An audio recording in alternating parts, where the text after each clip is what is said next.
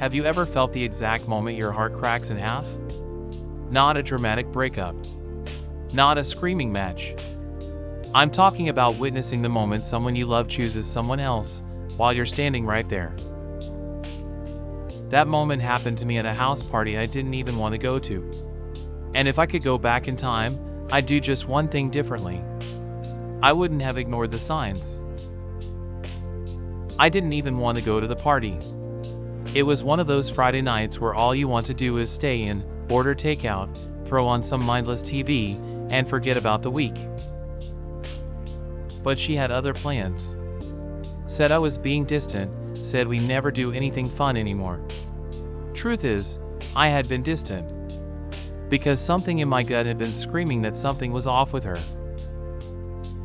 She'd been different, more secretive, more irritable, smiling at her phone like it was texting her jokes I'd never understand. Still, I went. We arrived at Jordan's house around 9. The place was already packed, music blasting, people on the porch, someone doing a cake stand in the kitchen like it was a college movie. She slipped her hand into mine as we walked through the door. Her fingers were cold, but her smile was warm. Fake warm, like microwave pizza. Just hot enough to pass as real. I should have turned around right then. But instead, I let her lead me inside. We mingled, made small talk with people I barely knew, and then, like clockwork, she gave me that look.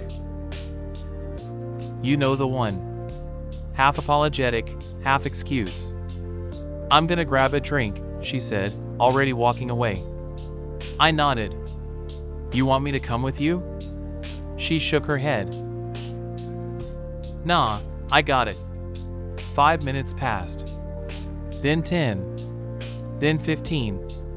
I kept checking my phone, pretending to text someone so I didn't look like the guy who got ditched at a party by his own girlfriend.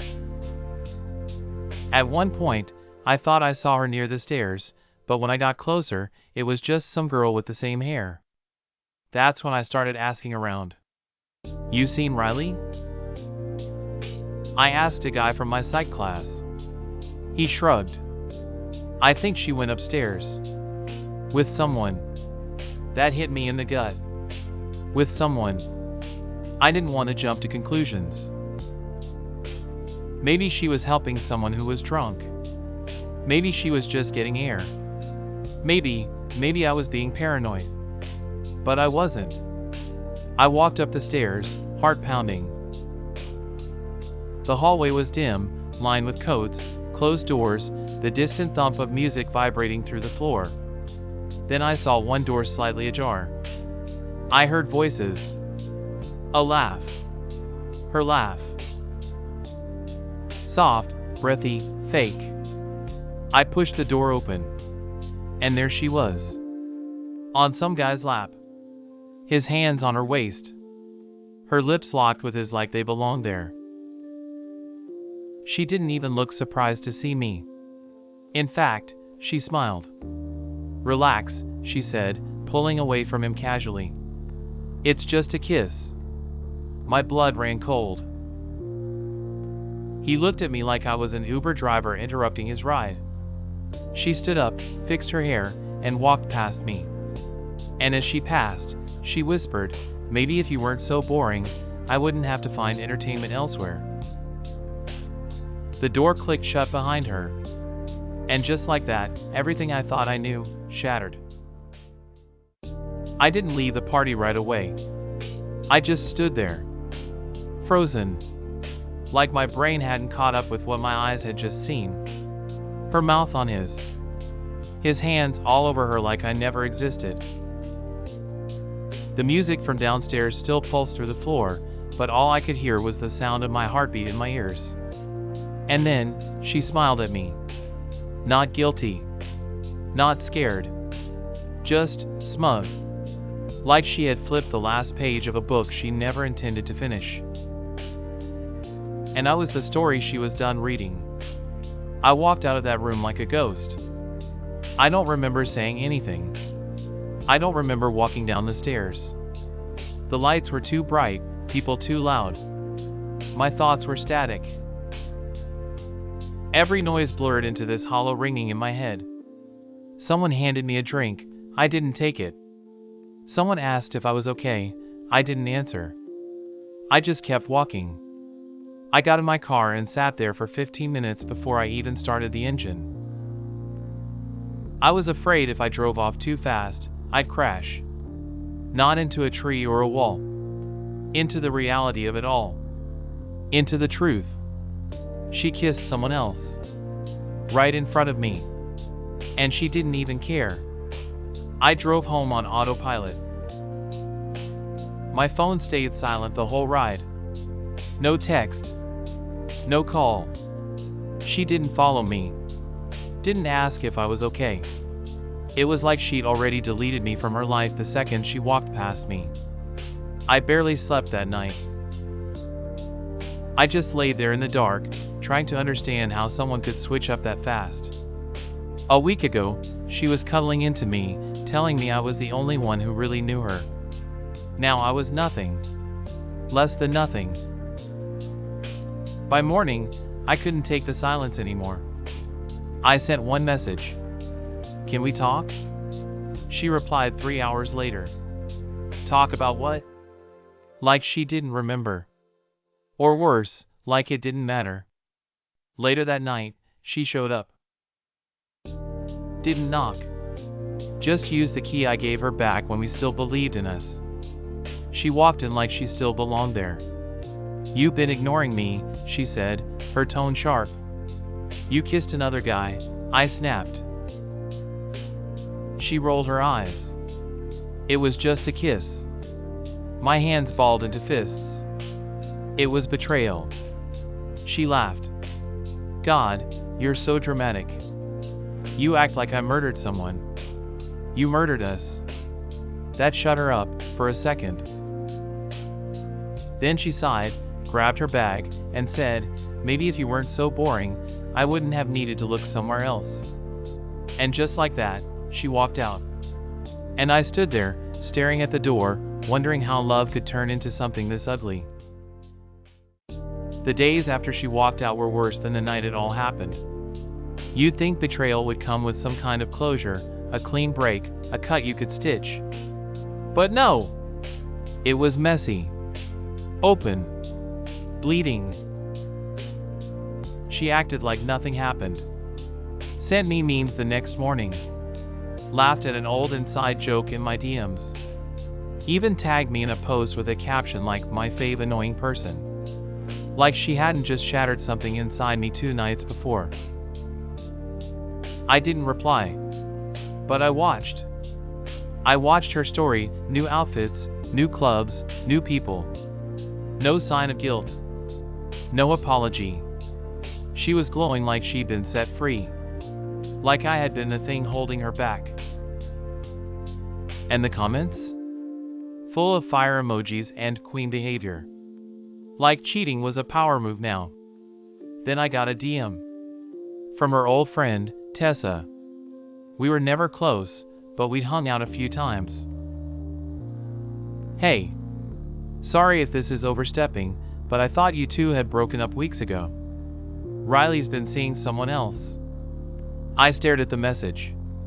My hands went cold. Someone else?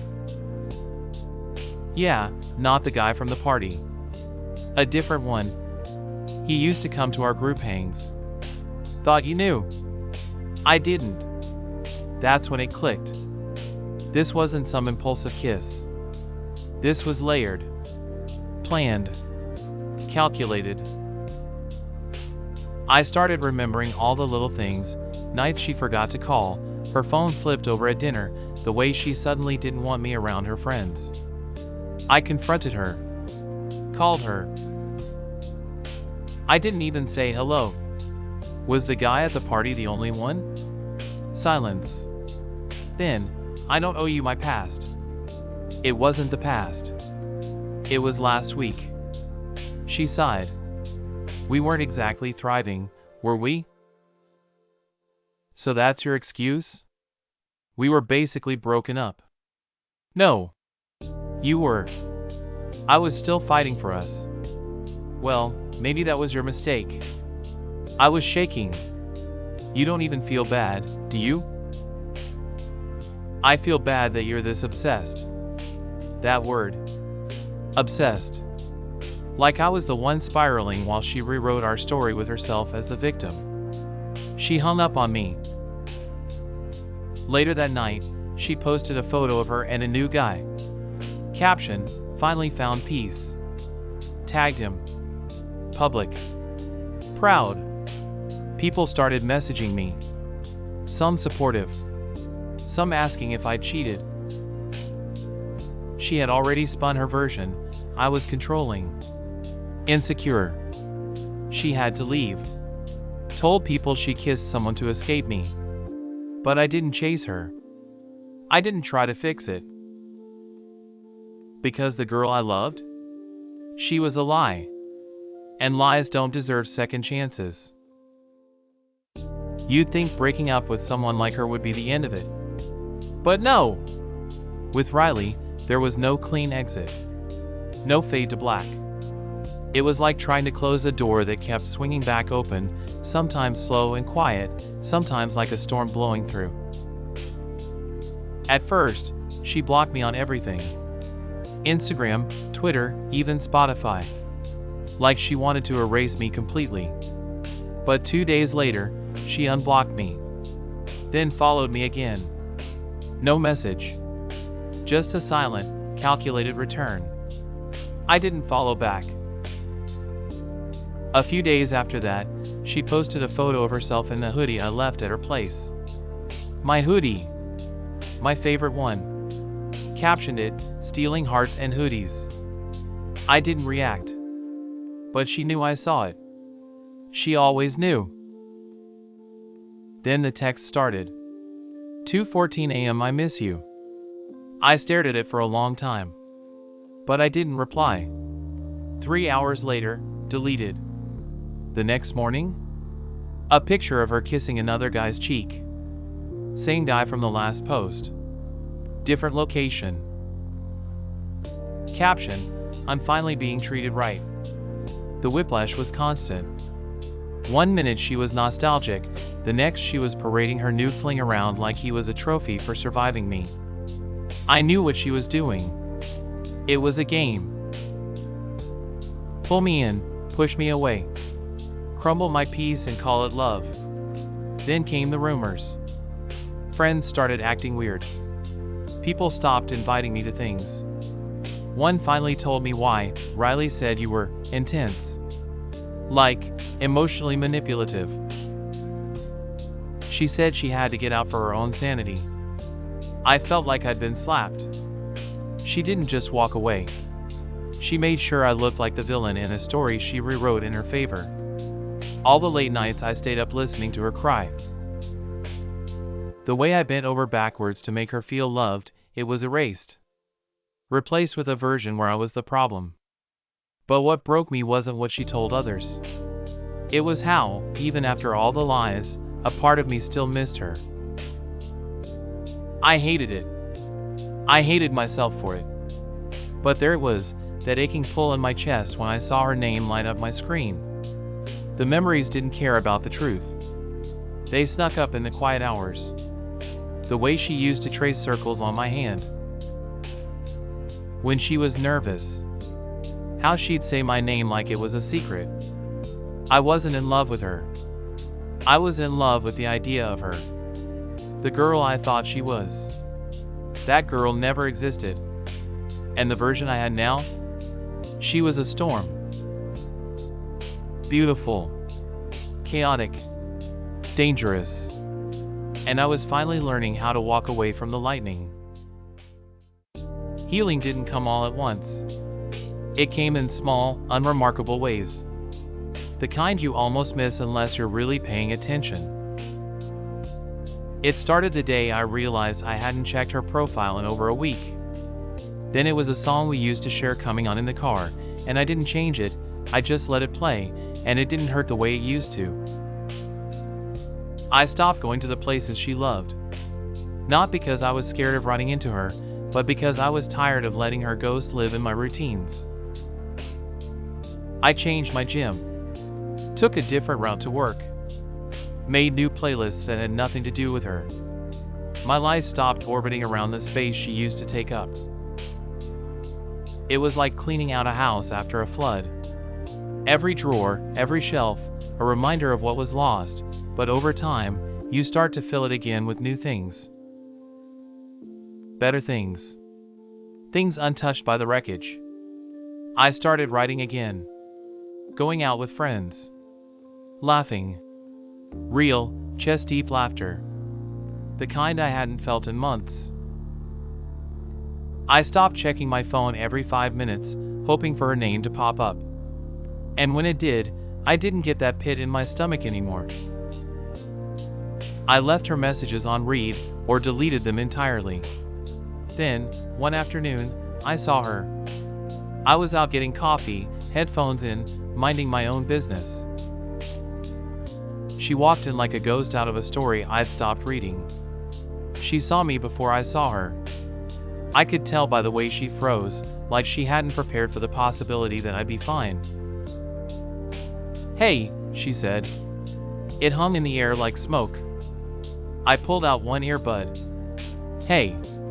She looked nervous. She didn't have the same edge anymore. No smirk.